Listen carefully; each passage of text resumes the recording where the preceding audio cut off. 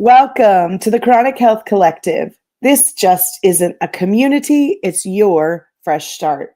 We've gathered the best coaches and experts to help you reclaim your energy, heal from the inside out, and live with purpose.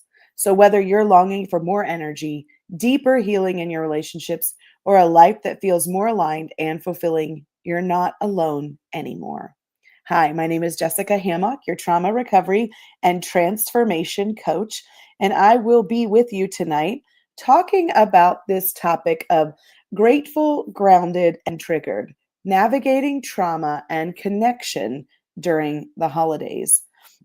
So, I've actually had a list of clients who have submitted questions that they really felt like we would love to hear your feedback on. We would love to know more about some of these topics and how do we approach all of the things that people are suggesting.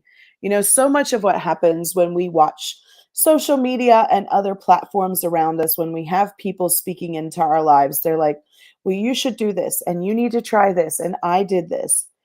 And I first and foremost want to say the thing is we're all individual and unique. And so there are some things that we will try that others have tried that work great for us. And there are other things that we try that we find don't work. And so no matter what someone suggests, it's important to start out knowing that you are individual, that you are unique, and it is not a one size fits all approach when it comes to healing and navigating this journey. So, I'm going to address some of the topics that came in from my platform and the individuals that I work with. And I would love to hear back from you how this what questions you might have, or how this might land for you, or how do you navigate this idea of being grateful or grounded, or are you still stuck and triggered? So, one of the first questions that came in was this idea of why or what makes holidays such a powerful emotional trigger for people with trauma histories. So, when we have something that is a trauma in our history, first let me start by saying, from this context, I want to speak to this idea that trauma is an injury to our nervous system. Our nervous system is a sensory experience we have in our body that will tell us whether an environment is safe or not. And so it's constantly scanning the environment for cues to determine, yes, we're safe, no, we're not. It looks for threats and it perceives threats sometimes of things that aren't necessarily real danger, but it feels like a threat to our emotional safety, our mental safety, our spiritual safety, or our physical safety. Different dimensions might feel, even the relationship safety. And so when it perceives that things are unsafe, it activates in us other systems so that we can continue to stay safe. Ultimately, sometimes what happens as a result of that experience is when we come out of the event itself or the situation, we haven't allowed our nervous system to actually release either words or emotions in the way we needed to work through the cycle of what we've experienced. And because we weren't allowed the expression of something, maybe we had to stifle something we wanted to talk about or talk through something or an expression of what we were feeling and we couldn't, or we were made to hold emotions or prevent ourselves from expressing emotions for those safeties.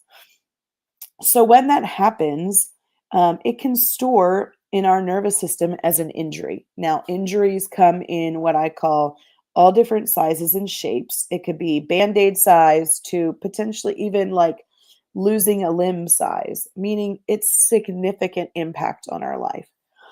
And so that stores in our history from a timeline perspective. It can store in many ways. It can store by month of the year. So if we experienced something we're in November now, if we experienced something in November before, it could be that every year during November, our nervous system starts to feel a little dysregulated. We might feel a little anxious, a little tense, and we're not sure why sometimes. Even if we've done some healing work around it, our nervous system, our body remembers. Um, because that tells me that there's still some healing left to do of that nervous system. It senses that we're approaching something that we perceive as a threatening time. It can also have connections and ties to what we call land, meaning certain locations. And so, let's say you celebrate Thanksgiving. So, every year for Thanksgiving, you go to a certain house. And even though you've done maybe mindset work or mind therapy work, even around reframing your thoughts and working through some things, you might have an emotional tie, a trauma tie to the land itself, meaning to that exact location. And your body can sense when you are returning to energies in certain places. We feel when we're outside, outside of houses, there are different signatures that the earth has from an energy perspective, meaning the trees and the bushes and the plants and the amount of water there and all those things. There's a signature, a frequency that they can measure at different places. That's why some people feel extra relaxed when they're in the mountains, and some people feel extra relaxed when they're at the beach. So, when our bodies return to places in which it perceives that energetic signature matches what happened to us, it can activate our nervous system. And then it can also be activated when we're talking about relationships. Anytime we know we're going to be in an environment where a certain maybe person, family member, or non family member is present, that we maybe are the trauma occurred around or with, we might be activated. So, our sensory memory is that trigger sometimes to say, this is not healed.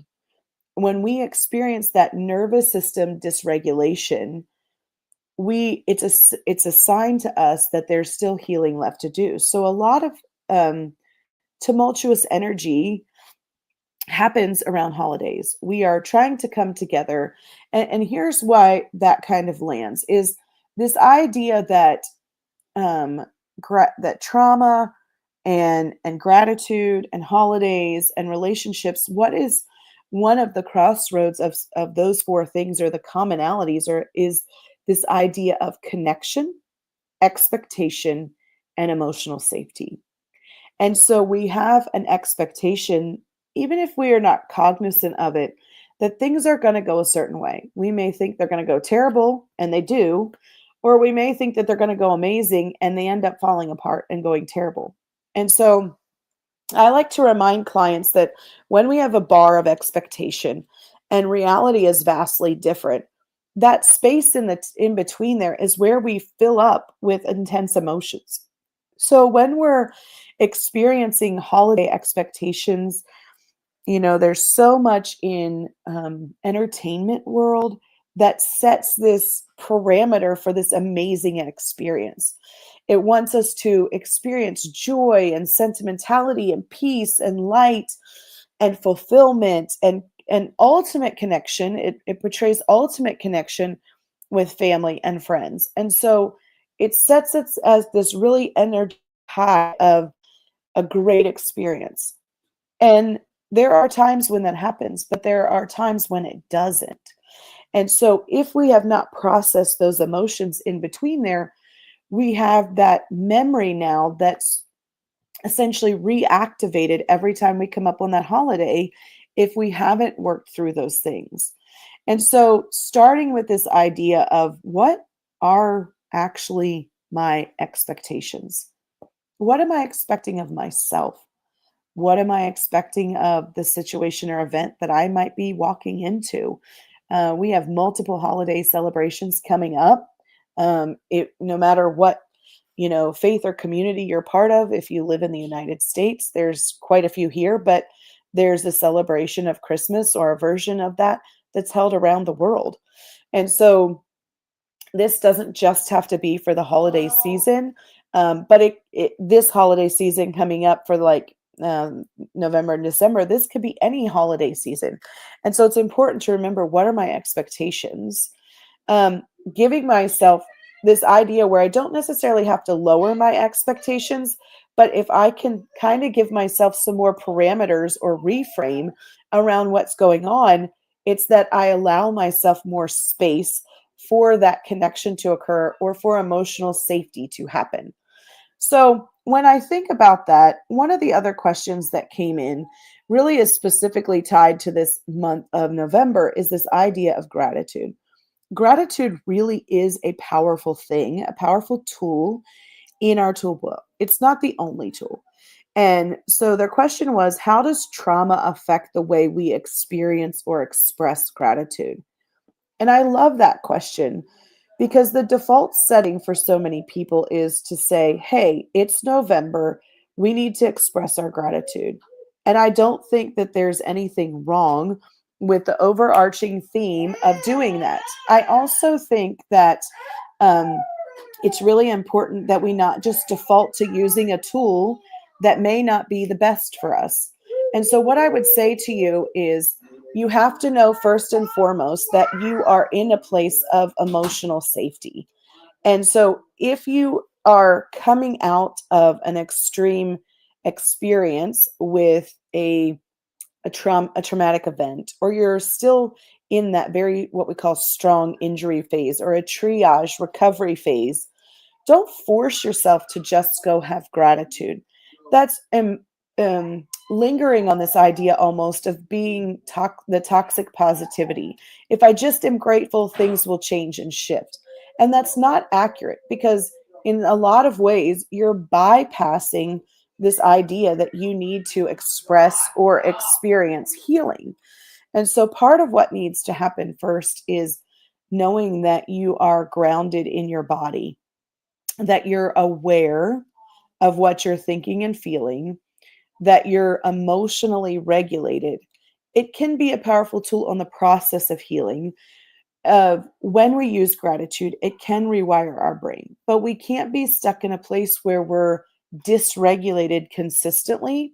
If we're feeling that anxiousness, that tension, or maybe that, when we think of a stress response, the fight, flight, fawn, freeze, and then there's also flop is a trauma response, is kind of like lay over and play dead kind of concept.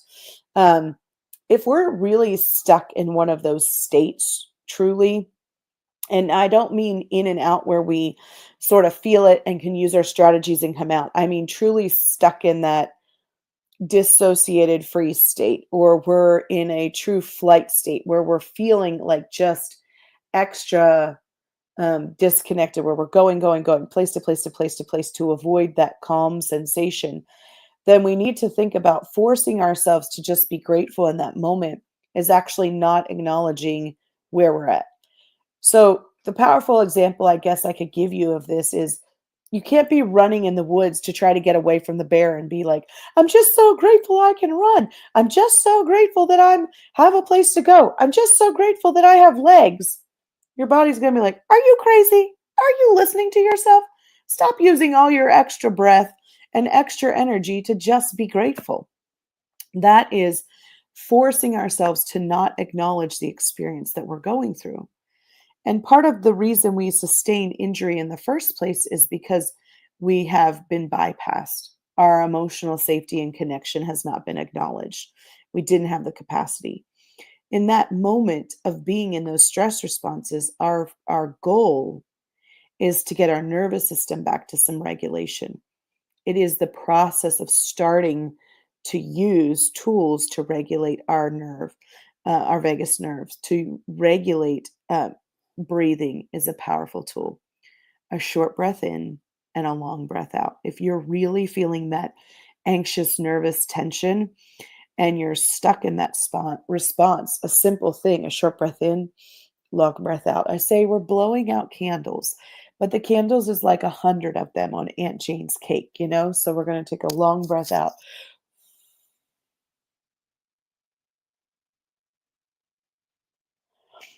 When we're able to take a long breath out, what happens in our nervous system is we're sending the signal, I am not being chased by a bear. We cannot go and go and go and go and go and not exhale. So it's important for us to really think about this aspect of, am I in a space where I can practice taking a short breath in, long breath out, allow my system to find some nervous system regulation and get to the place where I am actually intentionally um, allowing myself to exhale, allowing myself to experience some regulation. Once my body's calm, I'm out of the woods. I'm ready to take a breather, to take a pause. I've collected myself. I'm really looking at, hey, it's safe to breathe. It's safe to do things. It's safe to pause. It's safe to connect. Then and only then can I actually use gratitude?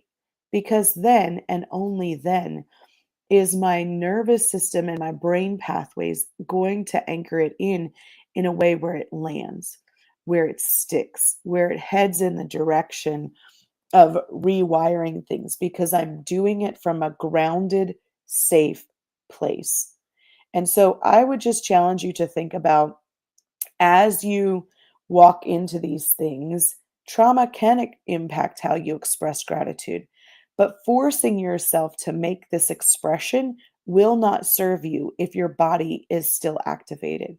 And we're going to talk more about what's happening and how you can navigate this after we get through this commercial break. So stay tuned for what's coming next. Everything we're made of contains light. From the sun that feeds our world to the energy that flows within us. With LifeWave X39, we've found a way to put that light to work. With X39, we achieved something remarkable in the field of wellness and science that others could not. By utilizing LifeWave's unique patented technology, X39 uses light to elevate GHK-Cu, a copper peptide known to support overall health and wellness. Unlike traditional light therapy, X39 uses the body's own infrared light to naturally increase vitality. By gently stimulating the skin with light, our non-invasive, non-transdermal X39 patches help you conquer your active lifestyle and pave a new way to vibrant health. Becoming a powerhouse is easier than you think. It all starts with your body and a little help from light. Place one LifeWave X39 patch on the body. Apply the patch to clean, dry skin in the morning. Patches may be worn for up to 12 hours before discarding. Keep well hydrated while using this product. Harness your natural potential. Reclaim youthful energy. Live long, live well, live young with LifeWave X39. Be the light. LifeWave.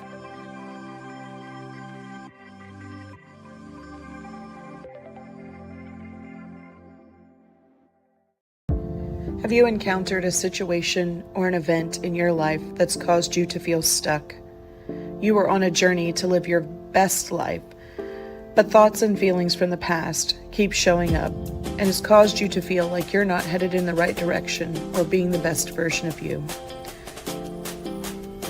Meet Jessica Hammock, trauma recovery and transformation coach.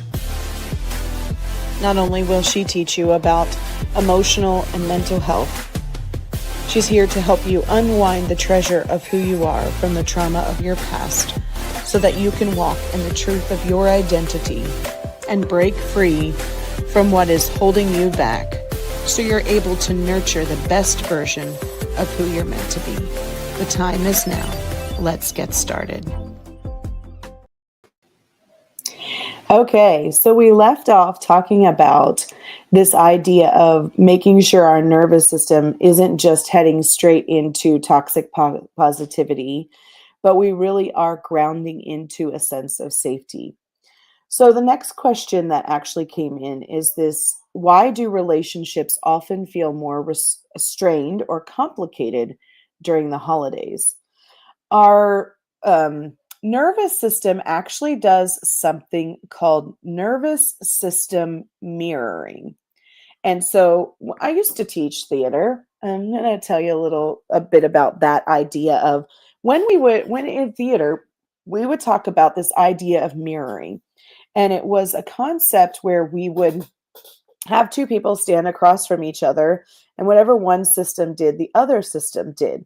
And it was this idea of connecting to each other. It was kind of a silly little exercise, being coherent, right? But our nervous system actually can mirror another person's nervous system when we're in the same space as them.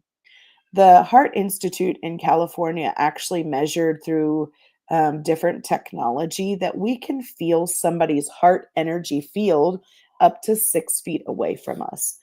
And so, oftentimes, what happens is we get into the same space as somebody else and we mirror what their nervous system is doing. So if they're in a really dysregulated state and they're not paying attention to their dysregulation, oftentimes our nervous system can be pulled into their nervous system. Maybe they're extra tense because of their own trauma, their own relationships, what's going on with them. And so if we're not intentional to process or aware of every time I go around so and so, or every time I'm in this environment, I feel dysregulated, and begin to take an inventory, we can very quickly start to mirror patterns that other people are showing us without recognition. It's really interesting if you're in a group of people, how this happens. Somebody will reach for a glass of water. And if you pay attention, if you're sitting in proximity, it's amazing how many other people close by them will also reach for a glass of water at the same time. It's that mirroring impact. So, because I reached for a glass of water, some of you and your brain, if you're watching this right now, are triggered to say, oh, I need a glass of water too. We do it unconsciously, like we're not consciously aware of what we're doing. And so, this nervous system mirroring can happen quite quickly if we're not paying attention to it, which can lend itself to all of a sudden we're like, why are we feeling this way? What's wrong? What? And then what happens typically is the thought spiral turns inward. What's wrong with me? Why do I feel this way? I can't handle this. I need to be gone. I'm broken. Blah, blah, blah, blah, blah. Or we let this little runaway train take off with all of these thoughts, trying to solve this nervous system problem that we're experiencing, the dysregulation, I should say, not a problem, but the dysregulation, instead of beginning to separate and ask ourselves, is this my feeling? Am I feeling something from my own internal triggers? Or am I actually mirroring someone else's emotional dysregulation? I have a saying that I use, well, actually, my colleagues and I use it in a lot of our settings. It's share your calm.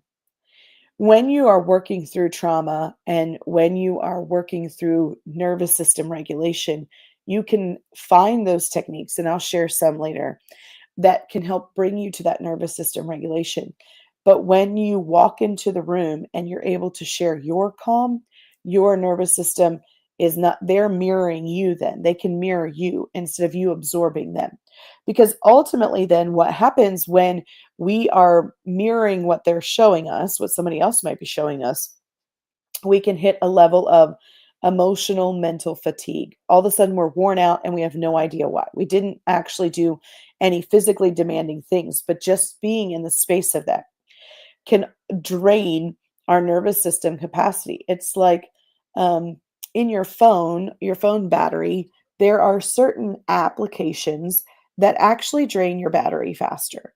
And so in this case, it's like having, if you're in a room full of people that are really dysregulated or there's dysfunctioning, um, it can create a lot of emotional pull. It's like having all these applications running in the background.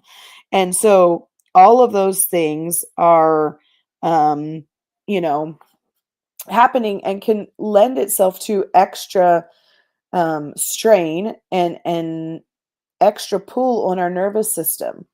And so it's really important that we work on the grounding, we work on our nervous system regulation again to navigate these places. This grounded idea. Did you catch that this pathway that we're on? Okay, so our next question is, how do we think about this idea of our nervous system and the role it plays in our ability to connect and celebrate? Well, as part of, um, again, this reconnection back to healing and safety, our nervous system has to hit certain cues in order for us to find places to connect with gratitude and celebration. So, finding those people to co regulate with, it's if you've ever learned to play an instrument, sometimes a teacher that is teaching you how to play an instrument will say, "Follow my lead." And so co-regulation is you being present with another person, whether it's a therapist or a coach or even a support person, in which they're doing something and you're doing it with them. You're co-regulating your nervous system. You're learning the skill in which that what we call the parasympathetic function feels like. How do we regulate that? And so trauma recovery, a part of that is being able to get to a place where you've found co-regulation and you know what internal safety feels like. You know what it feels like when your nervous system just kind of lets go, heals, and relaxes itself. And when we find that, then we can begin to send our brain in the direction we want it to go. Like, I'm so happy and grateful that I found ways to regulate. I'm so happy and grateful that my feet touch the floor and I have warm socks on. Simple things that we can be grateful for in those moments that aren't vastly outside of the safety that we're seeking. Also, in addition to that, is looking for little things to celebrate. And the simplest way I can think about this is um, sometimes during the week, what I try to do, and I don't always do it, and I sometimes I do it very messy, is I will make put the grounds in the coffee filter and put that make sure the coffee pot is fully filled with water and put the grounds in the filter and put the filter in the coffee maker. So in the morning, I just have to press start, or sometimes I'll even put it on the timer. And so the next morning when I wake up and the coffee's brewing, it smells amazing. I love coffee just for the taste of it. I love smelling coffee. It's one of my sensory pleasures, I guess you could say, um, is I will begin to smell the coffee. And I say to myself, today's Jessica is grateful that yesterday's Jessica decided to put the steps together to make coffee. And so I celebrate this idea that I thought ahead and I planned this little step to make my morning a little smoother or a little bit better.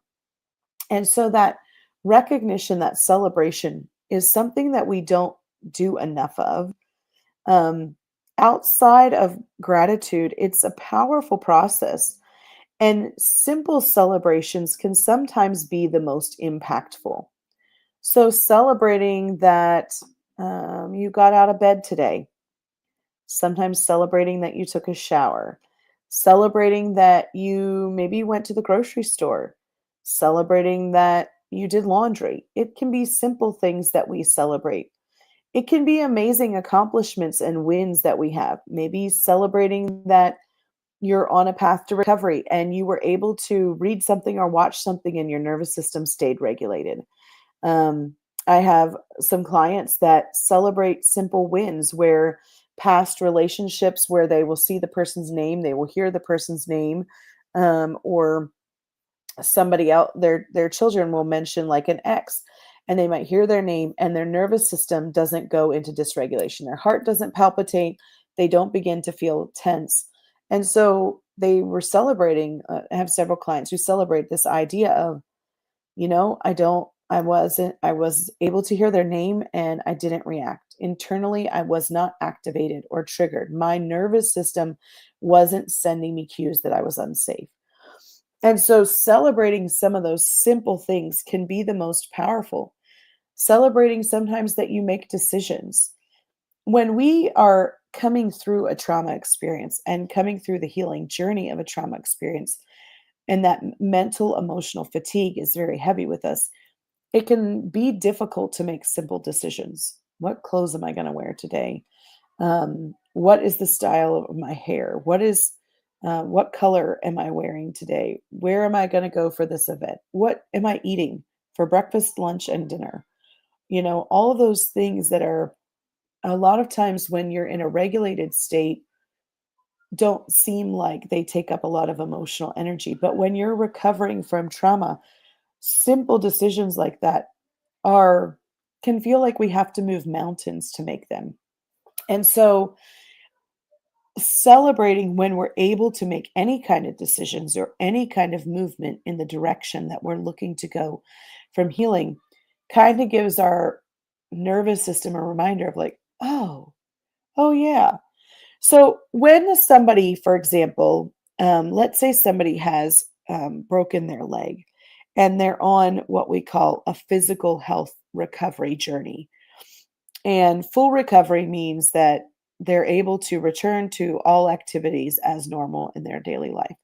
So, on that pathway to recovery, someone who's broken an ankle may have to, maybe they have surgery, maybe they have to wear a cast or a boot, maybe they have to have like a little scooter, maybe they have to do physical therapy, they might have crutches.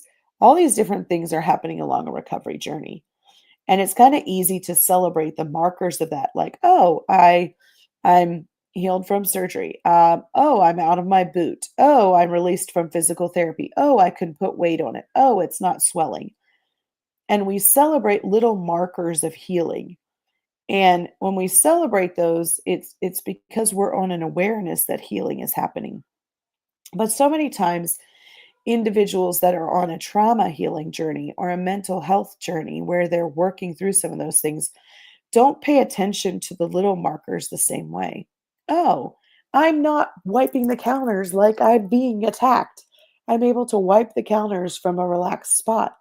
Oh, I'm not rushing around to try to get everything done a certain way and make it look perfect because I'm in my own space and can take my time.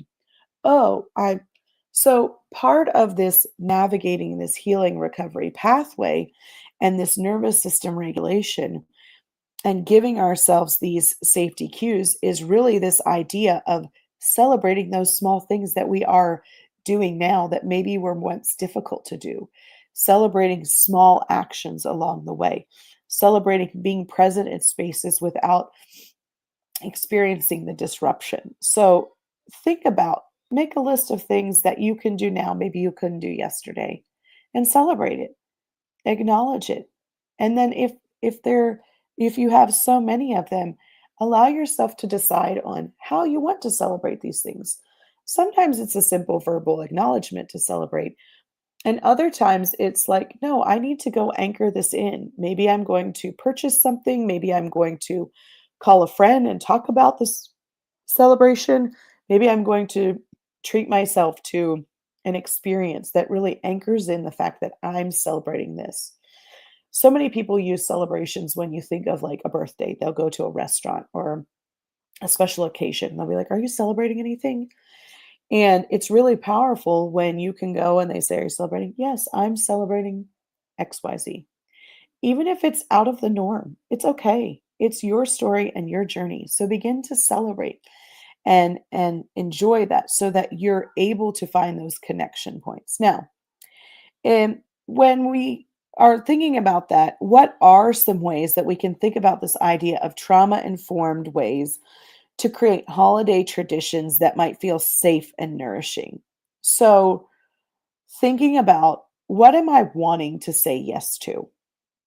What am I wanting to say no to? And giving ourselves some actual time around working through what no looks like. So we might need to write down a script or some talking points if we're opting out of something for our boundaries or our emotional mental fatigue, and giving ourselves some space around how we're making that decision. What does feel good to say yes to? Maybe when we want to say yes to a small event, but no to a larger party. Maybe we want to say yes to dinner, but no to the experiences and times after dinner. Every person has to decide what feels good. Some people say, hey, I'm willing to have breakfast with you, but I can't come to family dinner. Or I'm willing to meet with you to exchange gifts, but I can't be present with all the people for this holiday. So, really thinking about what do I want to opt into for social moments? It's okay to opt out of things for nervous system regulation and healing. And then thanking yourself for participating in things, being grateful when you can show up, and thinking about how do we want to ground ourselves from that place? How do we want to provide a sensory experience, excuse me, that's relaxing to us? Sensory grounding can be smells, sights, touches, things that help us regulate our nervous system for those experiences that we are going into. And we'll be right back after a break. Why do 98% of beauty enthusiasts rave about coolness? It's all in the blend of ancient wisdom and modern science. Introducing Coolness, Pearlescent Face and Eye Serum Cream. This powerhouse combines the antioxidative power of schisandra berries, the glow of pearl powder, and the hydrating wonders of dragon's blood extract. It's like a time machine for your skin, making it radiant, firm, and oh so smooth. Inspired by ancient Chinese traditions and backed by modern nutritional science, this serum cream is perfect for dry, mature, and aging skin. It's time to unlock your inner glow with Coolness. Treat your skin to the best of both worlds today. Have you encountered a situation or an event in your life that's caused you to feel stuck? You were on a journey to live your best life, but thoughts and feelings from the past keep showing up, and has caused you to feel like you're not headed in the right direction or being the best version of you. Meet Jessica Hammock, trauma recovery and transformation coach. Not only will she teach you about emotional and mental health, she's here to help you unwind the treasure of who you are from the trauma of your past so that you can walk in the truth of your identity and break free from what is holding you back so you're able to nurture the best version of who you're meant to be. The time is now. Let's get started. And we are back. So we left talking about this idea of experiencing nervous system or sensory grounding and regulation. And so if we're going into an event and we know that certain smells relax our nervous system, maybe having access to those smells on the way to the event. We've chosen to say yes to the event, but we want to practice regulation before we get into the event itself. So sometimes having an essential oil or maybe something else that is, it could be a small swatch of fabric that has that scent attached to it that we have access to. There's different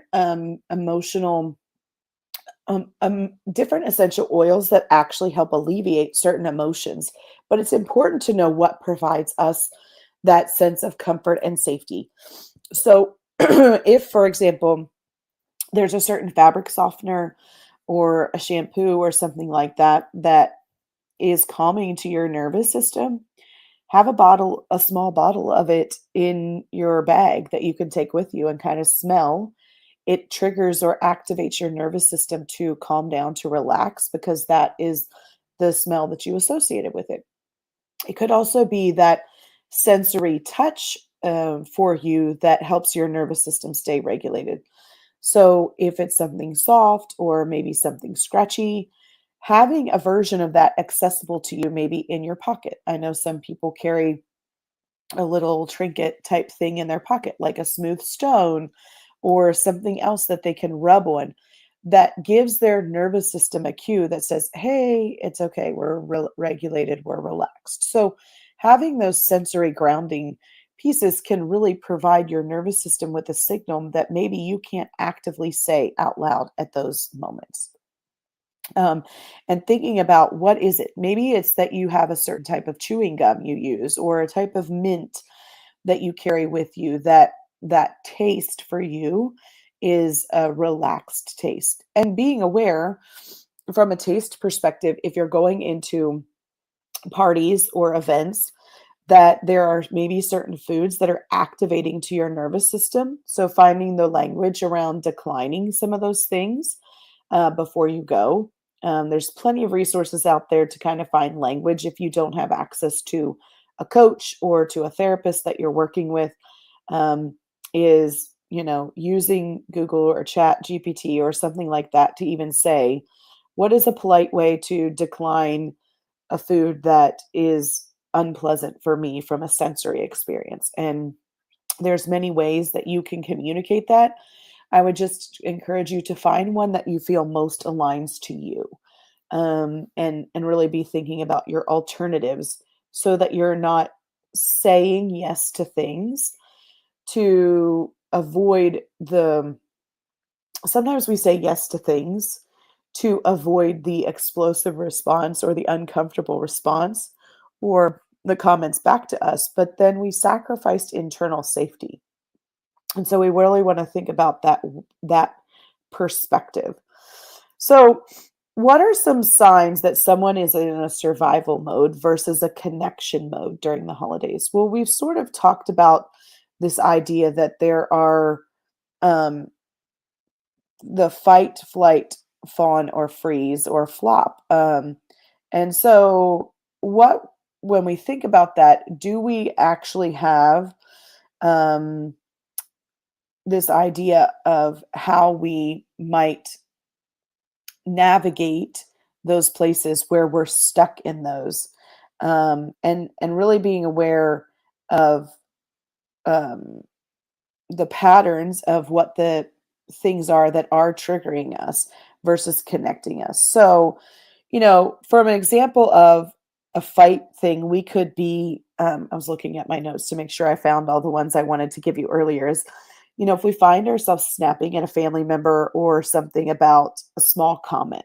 like, oh, you always do this, or you're always that way, and allowing like just reacting, that is some idea where our body feels like we have to respond, we've been pushed and now we're fighting back. And so our normal goal during a fight response is to reclaim what we feel like is being lost from a control or safety standpoint. And so our body may tense up. We might feel like heat or adrenaline rushing through our system. We might find that our fists are a little tense, or we're tensing our muscles, or maybe your toes and your shoes are tensing.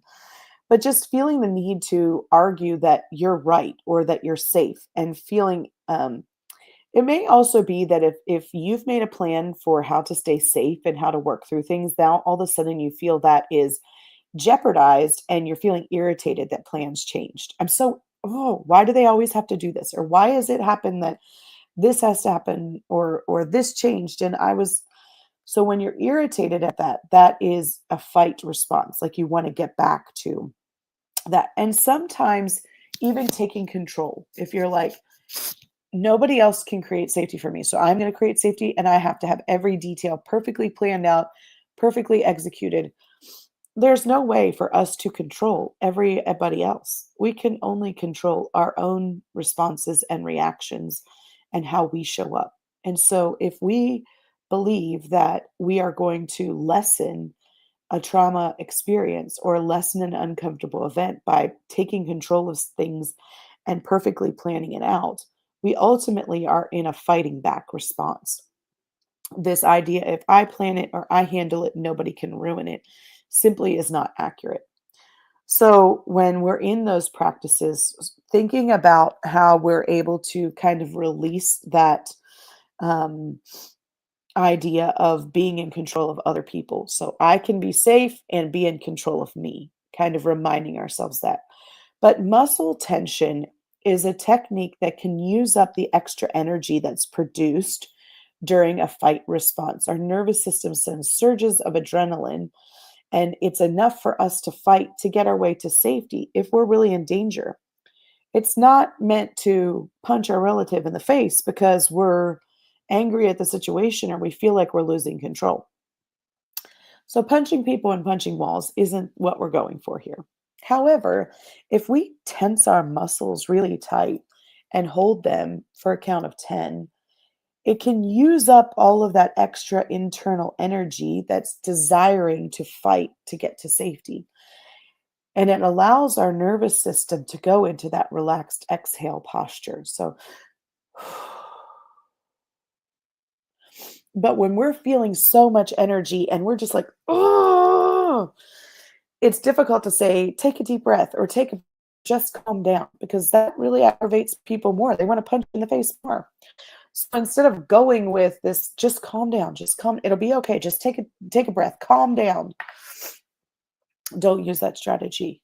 Use the strategy of using the energy. And sometimes it means doing the little growl that I just did. That can actually give our vocal cords in this area using up energy when we feel like we don't have the words to express what it is that we need to. So simply going, "Ah," can help us use up that extra tension in our body so our nervous system can come back into a place of regulation. Another one often is the flight response, where we're trying to escape the danger or run as fast as we can or get away from the discomfort. So we might feel restless or jittery. We might feel like our heart is racing or we have shallow breath, or we might just feel like this urgency to go do something. I just need to do something. I just need to do something. A flight response can actually be somebody who maybe cleans a lot and very like quickly they're just moving around doing. That can actually be a flight response. So in the holiday season, what that can look like is staying too busy to avoid any emotions like over cleaning, over hosting, overworking, over committing to all the things. We're fleeing this idea of danger or discomfort. Like if I'm still, or if I'm, oh, I can't go here. Or instead of committing to like one event, we've committed to four within a 4 hour window. And like, oh, I can't stay here long. I got to go. I got to get on to the next thing. Can't stay here long. So sorry. I just popped in to say hi. When we're pushing ourselves to those places, it's difficult for our nervous system to find safety. Sometimes we also do it by avoiding difficult conversations or uncomfortable conversations, which is different than having predetermined boundaries of things for emotional safety. So it could be, instead of setting a gentle boundary like that's not open for discussion or I don't want to do it, when somebody's bringing something up, we're like, I think I'm just going to go help in the kitchen, or I got to take the trash out, or so and so needs my help to do something, right? The classic examples we see in the movies in entertainment of how to escape things.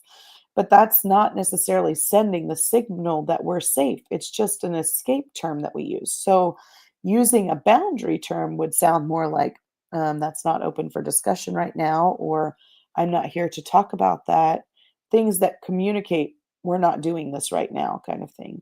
And if you continue to have this discussion, I will remove myself, is a conscious choice as opposed to an avoid it technique.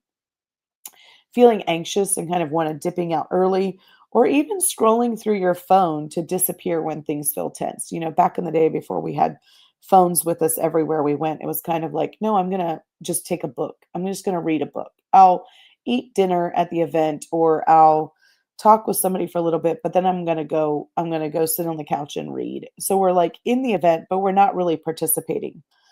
So giving ourselves space to regulate our nervous system by, first of all, pausing, feeling your feet in your shoes on the ground, orienting yourself to the room can be really helpful.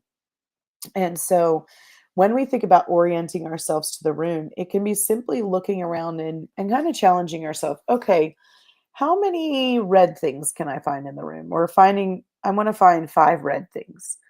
Okay, I want to find 4 blue things and 3 green things and 2 yellow things and 1 orange thing. You can choose what pattern you're going in, but finding colors. Or maybe you start noticing the pattern texture on the carpet or the rug, or starting to notice the different textures in the room. Simply paying attention to small details is sending cues back to your nervous system. Hey, we're safe, we're good, we can navigate this, and we don't have to avoid it. We don't have to leave it. We don't have to flee it. Now, when it comes to a freeze response, our core idea or drive is to just be still. If I don't move, then the danger will pass. I'm just going to be as still as possible. And what our body might feel like is we get numb, we can have a foggy brain, maybe we feel detached or unable to act. And so, what that might look like in a holiday setting is checked out. Maybe you're smiling, you're going through the motions, but you're not really present. Maybe nodding along to things that you disagree with. Maybe you have an internal dialogue going on in your head, but you're just like, yeah, huh, yeah, okay, uh-huh, sure. And you're giving verbal cues, but you're not actually connected to that agreement. It could also be frozen in your car before you go in, or even frozen in your car in your driveway before you leave to go. Just sitting there, like, and in your mind can still be going, but it's as if your body cannot move. It's resistant to what might be coming. And then feeling maybe physically or emotionally stuck after something is said. Like you just kind of dissociate and shut down. So, how do we get out of a freeze state? Is, well, we can give ourselves information. It's okay to move at my own pace. It's okay to find safety in moving slowly. But slow, gentle movements can actually help give our nervous system the, if I do these gentle ones, then I can do maybe bigger ones or then I can move because nothing is happening. So, for example, sometimes just sitting and wiggling our fingers, just simple things. Now, you don't necessarily have to put them on the air. They can be just on your, you could just do it on your legs where you have your hands on your legs and you're wiggling your fingers back and forth. And another one is just gently tapping, sometimes tapping each side. Cross body tapping is really powerful because it sends a signal to both sides, just kind of give yourself a little hug and tap. Now, if you're sitting in the middle of a party doing this, may draw some attention, but if you're in your car, just giving yourself some taps, it's okay to move at my own pace, you know. Um, then moving into stretching, some bigger movements. They don't have to be fast, but just bigger movements can give ourselves some space to move more into what we desire instead of being stuck and frozen. That's ultimately what we're going for, is getting out of the stuck and frozen state. If you can find something warm to hold on to, that sensory experience of heat kind of activates movement inside of our system and moving through things. And then one of the other responses is the fawn response. So the core drive with the fawn response is really thinking about pleasing or appeasing to prevent rejection or conflict. So this might feel like words stuck in our throat. If it gets very tight, maybe we feel tension in our stomach. We're forcing ourselves to smile, but we often agree with things that we don't really align with. We verbally agree, but internally we're in conflict. So saying yes so people don't get upset, apologizing for things that aren't our fault, or just apologizing. Even if nothing happened, there's no accident, there's no upset, oh, I'm so sorry. I'm so sorry. I didn't mean to. And then laughing off things to keep the peace, like hurtful comments people might make, changing our opinions to our behavior to stay somewhere where we're liked and accepted. So just pause before we agree to take on yes connections. Really taking time to take slow breaths before we respond in to things, and really giving ourselves this idea of, I can be kind and still keep myself safe. I can be kind and still keep myself safe.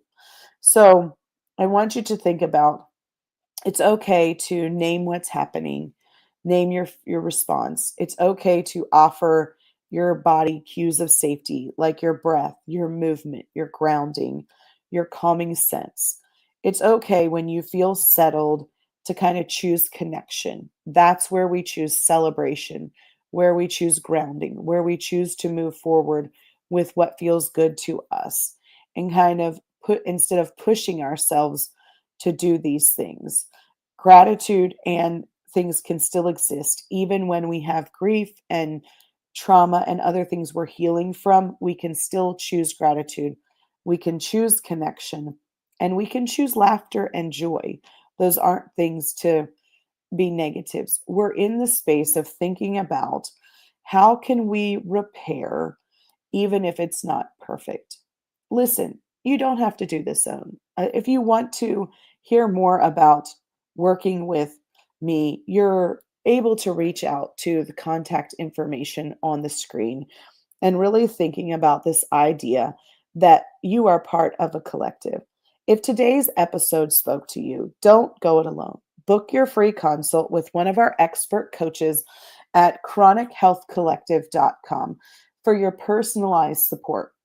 You can subscribe to our monthly magazine for expert tips from 14 coaches to elevate your health, your mindset, and your relationships. You can also catch us live every Tuesday at 7 p.m. or watch past episodes on E360 TV or youtube.com at Chronic Health Collective. I want to thank you for tuning in tonight. Your transformation starts now. So we hope to see you next week.